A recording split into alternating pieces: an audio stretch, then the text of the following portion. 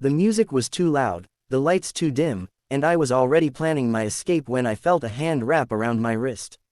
Not tight, not aggressive, just certain. I turned and froze. It was her, Aisha, my friend Hamza's older sister. And before I could even process why she was standing this close to me, why her eyes looked like they'd been searching for something all night, she leaned in just enough for me to hear her voice over the chaos and said, "You're the reason I came tonight." My brain short-circuited. Of all the things I expected at that party, cheap soda, loud music, awkward conversations, this wasn't one of them. Aisha had always been untouchable. Not in an arrogant way. Just distant, like someone who existed in a slightly different world. She was older than us by 3 years, already in university, already past the phase of stupid parties and meaningless drama. Or so I thought. I swallowed, trying to act normal. I didn't even know you were coming. She didn't smile. I wasn't. Not until this afternoon. There was something heavy in her tone. Something serious. And suddenly, the party didn't feel like a party anymore. It felt like a setup. I met Hamza in college about a year ago. He was the kind of guy who made friends effortlessly, loud laugh, quick jokes, always surrounded by people. I was the opposite, quiet, observant, the guy who listened more than he spoke. We balanced each other out. I'd been to his house a few times. That's how I knew Aisha. Or, knew of her. She was usually in her room, studying, or leaving just as I arrived. We exchanged polite nods, maybe a salam. That was it, but there was one moment I never forgot. It was months ago. I had gone over to return Hamza's notebook. He wasn't home yet, so his mother asked me to wait. I sat in the living room, scrolling through my phone, when I heard quiet crying from the kitchen. I didn't mean to eavesdrop.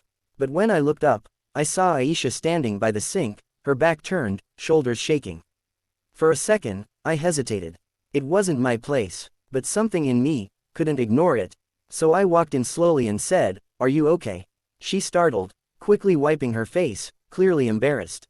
"Yeah, I'm fine." She wasn't. Anyone could see that. I didn't push. I just reached for a glass, filled it with water, and gently placed it beside her. Just in case. She looked at the glass, then at me, and for the first time, I saw past the composed, distant version of her. She looked tired. "Thanks," she whispered. I nodded and left it at that. No questions, no advice, no awkward sympathy, just presence. And honestly, I forgot about it after that. Or at least, I thought I did. Back at the party, her grip on my wrist loosened, but she didn't let go completely. "Can we talk?" she asked. "Yeah, sure." She guided me through the crowd, out to the balcony where it was quieter. The night air felt cool against my skin, a sharp contrast to the suffocating heat inside. For a moment, neither of us spoke. She leaned against the railing, looking out into the darkness. "I've been trying to figure out how to say this," she finally said. My heart was beating faster than it should have been. "I don't even know what this is," I admitted. She let out a soft, nervous laugh. "Yeah, that makes sense." Then she turned to me. "Do you remember that day in the kitchen?" I blinked. Of all the things she could bring up, that. "Yeah," I said slowly. "I thought you didn't. I mean, it wasn't exactly something to forget." She smiled faintly, but it didn't reach her eyes. "You didn't ask me anything," she said. "You didn't try to fix it. You didn't make it awkward." I shrugged. "You didn't look like you wanted to talk." "I didn't," she said. "Not to anyone." There was a pause. "But you stayed," she added softly, "in your own way." I didn't know what to say to that. So I said nothing. She took a deep breath, like she was preparing to jump into something deep. "I was going through a really bad time back then," she said. "I had just ended a relationship, or, well, he ended it. After 2 years, I stayed quiet, letting her speak. He told me I was too much. Too emotional. Too complicated." Her voice wavered slightly, and I believed him. Something in my chest tightened. I stopped talking to my friends. I avoided everyone, even my family. She laughed bitterly. I convinced myself that if I stayed quiet, stayed small, I wouldn't be too much for anyone. I clenched my jaw. I'd seen that kind of damage before. Words like that, they stick. "They don't," I said before I could stop myself. She looked at me. "People don't break because they're too much," I continued. "They break because someone made them feel like they are." She held my gaze for a second longer than expected. Then she looked away. That's exactly what I needed to hear back then, she whispered. The silence between us wasn't uncomfortable anymore. It felt honest. So what changed? I asked gently. She smiled, but this time, it was real. Small, but real. You did. I almost laughed. Okay, no, there's no way. I'm serious, she said. I shook my head. Aisha, I gave you a glass of water and minded my own business. That's not exactly life-changing. It was to me. Her voice was steady now. Everyone else either ignored me completely, or tried to fix me like I was broken, she said. You didn't do either. You treated me like I was, still me. I didn't know what to do with that. So I started noticing things, she continued. The way you talk to people. The way you listen. The way you don't make everything about yourself. I felt my face heat up. You've been observing me. She laughed. That sounds creepy when you say it like that. It kind of is. Maybe a little, she admitted. But it helped. She straightened, facing me fully now. I started opening up again. Slowly, I reached out to my friends. I focused on my studies. I stopped blaming myself for everything. That's really good, I said, genuinely. It is, she agreed. And I don't think I would have gotten there if you hadn't reminded me, without even trying, that not everyone sees me as a problem to solve.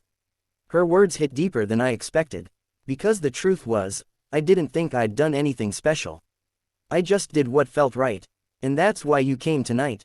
I asked. She nodded. I heard you were going to be here, she said. And I realized, I never actually thanked you. You don't have to. I do. She stepped closer. Close enough that I could see the faint scar on her eyebrow. Close enough to notice the way her hands trembled just slightly. Thank you, she said. Simple, but heavy. I swallowed. You're welcome. For a moment, we just stood there. Two people who barely knew each other, yet somehow shared something real. Also, she added, her lips curving into a playful smile, I wanted to see if you're always this awkward, or if it's just around me. I laughed, the tension finally breaking. Wow, and here I thought this was a heartfelt moment. It is, she said. I just didn't want you getting too comfortable. Too late. Good. The music from inside shifted to a slower beat. The energy of the party changing. You want to go back in? I asked. She glanced toward the door, then back at me. Actually, no. I raised an eyebrow. I think I've had enough of crowds for one night, she said. But, if you're leaving too. I hesitated for a second. Then I smiled. Yeah, I was planning my escape anyway. Perfect. We left the party together. The night air felt different now. Lighter. We walked down the quiet street, the distant noise of the party fading behind us. So, she said after a while, what's your story? My story. Yeah, the quiet observer who accidentally changes people's lives. I scoffed. That's not my story. Then tell me the real one. I thought about it, about all the times I felt invisible. All the times I chose silence because it was easier than explaining myself. I guess, I just tried to be the person I needed when I was struggling, I said finally. She nodded, like she understood more than I said. That's a good way to live, she said. Yeah, sometimes. We reached a small roadside tea stall, still open despite the late hour. Chai? She asked. I smiled. Now that sounds like a good idea. We sat on the worn wooden bench, 2 cups of steaming chai in our hands. No music, no crowd, just quiet. You know, she said, staring into her cup, I used to think healing had to be something big. Some grand moment where everything suddenly makes sense. And now I think it's small things, she said. A kind word, a quiet moment, a glass of water. I smiled. Yeah, I said, that sounds about right. She looked up at me, her eyes softer now. Sometimes, she added, it's a person. I didn't respond. I didn't need to. Because in that moment, I understood something I hadn't before. You don't always know the impact you have on someone. You don't always see the difference you make. But that doesn't mean it isn't there. And sometimes, the smallest actions can change someone's entire direction.